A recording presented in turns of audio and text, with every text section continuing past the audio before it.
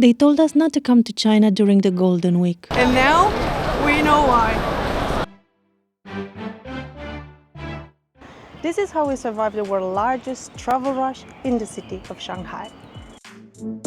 Today we came to Jade Buddha Temple, the busiest place we've seen so far during this Golden Week survival video. We now understand what they meant by Golden Week.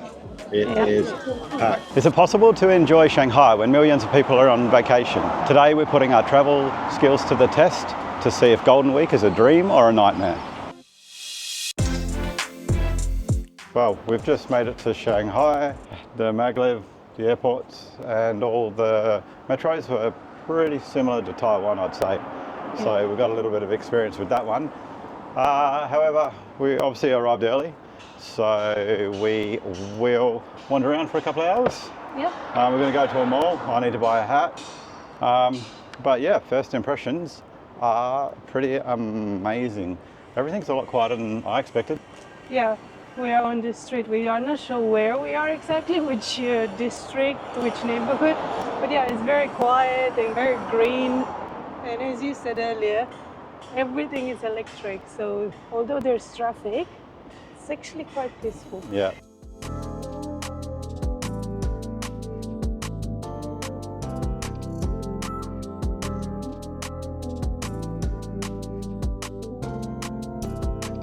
I think we just realized where we are. We actually are in the French Concession area, which is one of the areas that we really wanted to come visit because it's always supposed to be quieter. Yeah, it's stunning. We were going to go to the mall, but we've changed plans. Yeah, it's really beautiful. And yeah, it's all this neighborhood that used to be the French Concession here in Shanghai. And it looks very European, the streets and the architecture of the houses.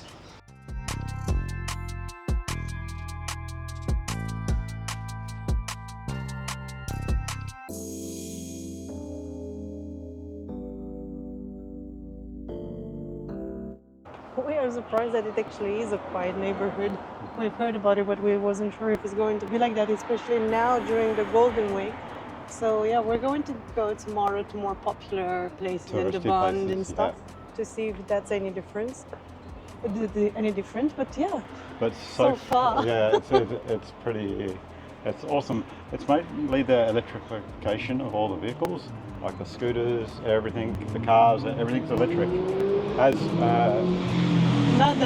motorbike just goes storming by, but that's the first motorbike we've seen like that. Everything else is electric. Yeah. Makes it nice and quiet. Yeah. Very good for us because we haven't slept in the last 24 hours, so we need a bit of peace and quiet and some good food now. So let's hope we find that noodle place and it's yum. And can order, because we'll talk about the apps a little bit later. Yeah.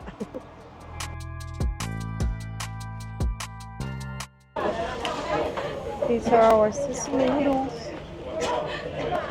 And the place is packed. We're really struggling here. I'm not really good with chopsticks, and these are sticking together with all the sesame. Yeah. This place is It's packed. It has 5 Michelin stars, 5 consecutive A's. Okay. The noodles were amazing, but we got to get out of here because this is a quick eat. There are so many people waiting to get inside have their lunch. And this is the line outside now. We showed you almost 90% of our time in there. Yeah. We literally got in there, ordered, sat down next to some people. 12 minutes. Yeah. 12 minutes. They were very, like the first people that we shared the table with, they were very nice. They saw us struggling. They gave us some napkins and some, when they left.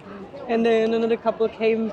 Everything is like, it's like F1 stop. Yeah, and that's all you hear. Yeah. So that was tasty. Yeah, it was good. It was very dense, very sesame, real heavy noodles. It. Yeah. No. But yeah, very awesome. good. It was an experience. Yeah, and I can't even remember how much it was, but it was cheap. Definitely worth it. And the grand total was 5 Australian dollars. For So two that's portions. like, yeah, that's like 3 euros. Yeah, 2 portions we couldn't finish. Yeah, they were huge. The amount of sesame sauce that was on it. It's crazy. I think it does a couple hundred grams, honestly. But we need to get back to our accommodation. So Yeah, we have to check in. Alright.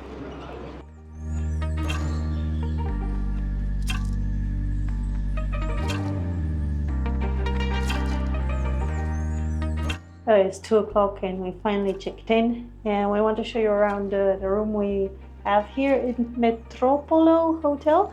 It's in a very quiet neighborhood, so we really like it. Here is the bathroom. We have a little bit of everything we need: shampoos, vanity cakes, hand cream, and all the cool stuff in the bathroom. Then we have some storage space, and we have nice sleepies. They're actually warm. It's pretty cute. We're gonna put them on, and then the bedroom is not very big, but it's enough for what we need. We have the bed and this little table here. We have water, we have a kettle. They left us coffee, so we are making a coffee because we didn't have coffee today, and we need. Well, we're tired, so we decided we call it a day, and we said that we still need dinner, so we just went downstairs and bought something from each little corner stall We could find. Yeah. Basically. So lots of dumplings, dim sums, some gyozas, some scallion bread, and at the 7-Eleven we found a jar of chili crisp. Yeah. Which we love. Yeah. Well, taking the chili crisp out, all the other things all together, I think they come about like what, 8 Australian dollars? Yeah, 8 Australian dollars. Yeah. And some of the buns are huge, we'll show you. Yeah. Here we go. Here are some mushroom buns. Absolutely huge. Yes. Then we have some veggie gyozas. Some, I think they're supposed to be soup, but it doesn't really look like the soup. Soup dumplings. Dumpling. And scallion bread.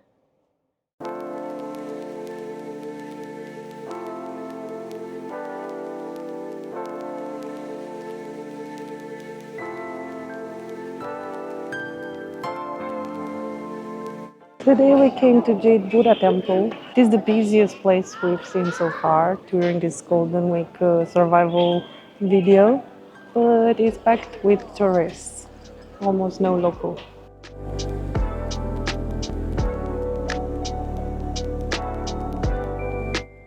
The entrance is free, and you can get these 3 incense sticks, and I'm looking around trying to find someone to learn where to light it and where to put it, but honestly I cannot see any local who's using them, so trying to figure that out.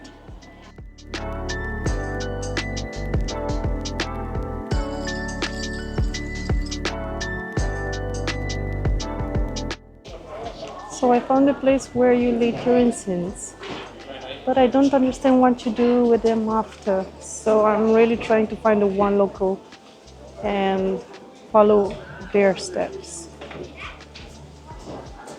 I think I understand. You light them up, you put them on your forehead, and you go bowing 3 times on each direction, north, south, east, west, and then you throw them in the fire. I hope I'm not disrespectful if I'm trying doing that.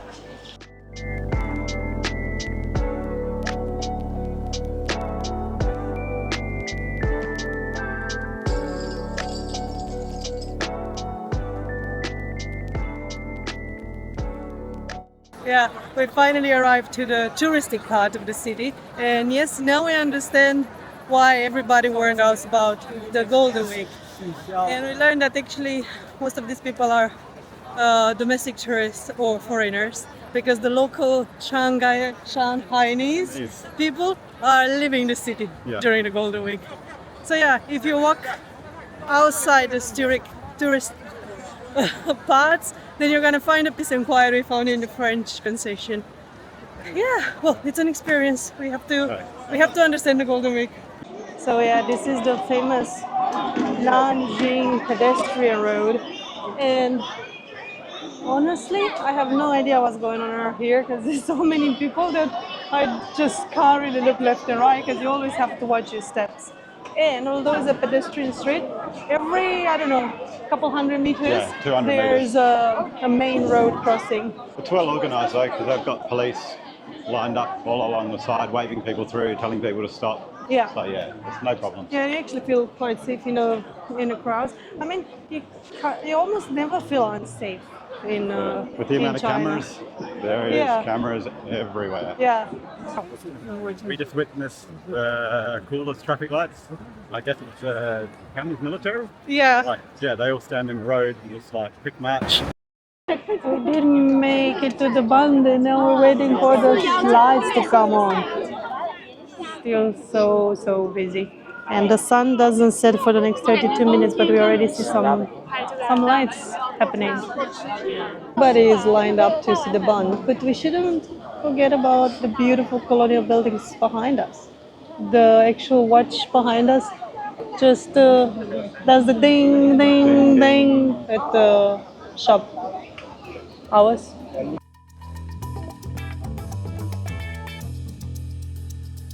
We just gave up on the idea of waiting at the Bund because we miscalculated our timing, and the sun is setting at 6:30, but we didn't realize that sunset doesn't necessarily mean getting dark too. So we're probably coming back tomorrow. We are leaving for now, maybe get some din-dins, but this place looks fantastic.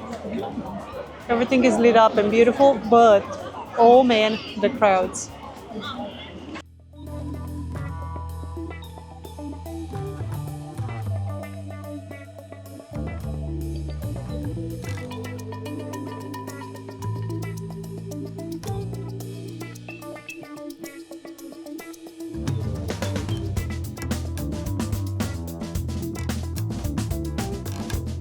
We now understand what they meant by Golden Week. Yep. Remember what? 1 hour and a half ago, actually, I said that we're leaving for dinner because we are not waiting. It's not dark enough. We'll go back tomorrow. Oh well. We've been walking around trying to find the metro station, which apparently was closed. We got lost. We decided to walk back, and we were like, well, it's already pitch dark. Maybe we'll walk to the Bund to see the lights. And well, the lights are on now, but the crowds are 5 times bigger. So yeah, let's try find a spot where we can maybe take a video. Yeah, we don't want to come back here.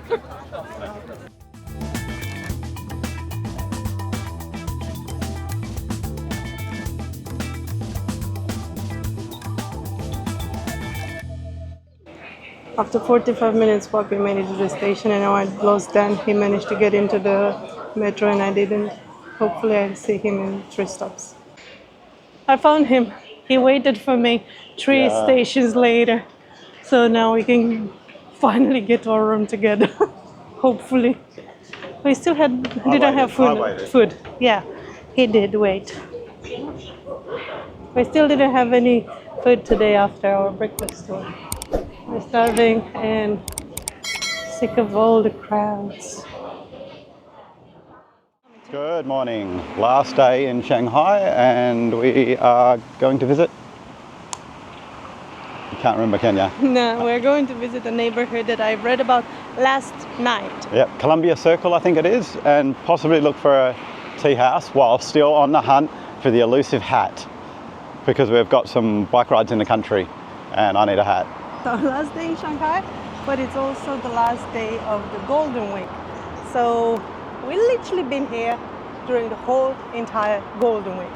So basically the Golden Week means a public holiday, which normally is about 5 days, and it happens a couple times a year. Now is the Labor Day for the 1st of May. And I think there's another one during the Chinese New Year and might be some other ones during the year. So when you are planning your trip to China, check if it's during the Golden Week. One thing we've noticed here in Shanghai is how incredibly clean everything is. It's not what we were kind of expecting. We thought everything you see on the normal media, but yeah, clean, parks are beautiful. Very green. Yeah, everything's lush. Yeah, it's been Haven't experienced any of that Chinese pollution you see everywhere on Yeah. Western media. although we are in the more modern large city, but transport's been great, the metros have been spotless.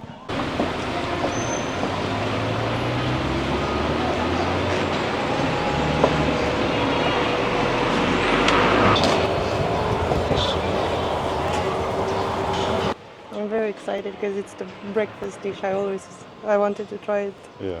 here in Shanghai. And then you add the So what are you trying? the crunchy. I don't know the name of it, but Oh. see, it's a traditional brekkie. All right, I've been waiting for this breakfast dish all these days in Shanghai. It is a staple of the Shanghainese breakfast. And I don't know why we couldn't see it, but now, on our last day, I finally found it. I don't know its name or anything, but I am the happiest. Oh, and how much was it before you take a bite? It was 6 RMB, which is probably about €1 for like all this, like two this big. And it's fresh. He just made everything from scratch.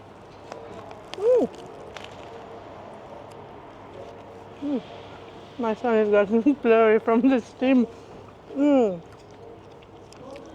It's really nice, really fresh. It's just veggies, that crunchy thing, and I asked him to put a lot of chili on it, and you can taste the how do you call it? The chili crisp. Really nice. Do you want some? Ah, wow. I don't normally like eating early in the morning, especially hot chili stuff. And eggs. It's very simple. Yeah, it's nice. Whoop, The crunch. the crunch, the lightness, coriander. Everything a quick snack should be. Also, I paid with WeChat. Dan uses Alipay while we're in China. I use more of the WeChat. So you just go to the Discover page, you go scan, you scan his QR code, and then you ask him to put the price in because I never know how much it is. And that's it. Once the payment is through, there's a sound like ding ding ding and something in Chinese. And that's it. You just walk away, no wallet needed. All you need in China is your phone and all the apps. So after that quick snack, we are about to head to Blac Black for a unique wine experience where you just get a card and the wine's all self-service. You just tap the card, pick the wine, and it pours the tasting. So I will show you how it goes. What are you up to? I'm trying to order a wine in a very fancy way. So I scan. I pick my glass Yep. And the blue light. and the blue's on.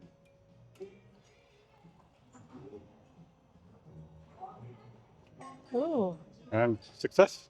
yep. Chin chin.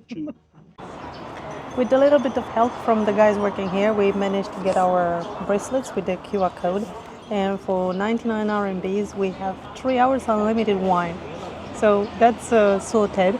I got myself a ice cream next door, which is also a Blac Black ice cream place. I have no idea what flavor I got, but he wanted me to try them all, and I said, nah, it's okay, just give me this one.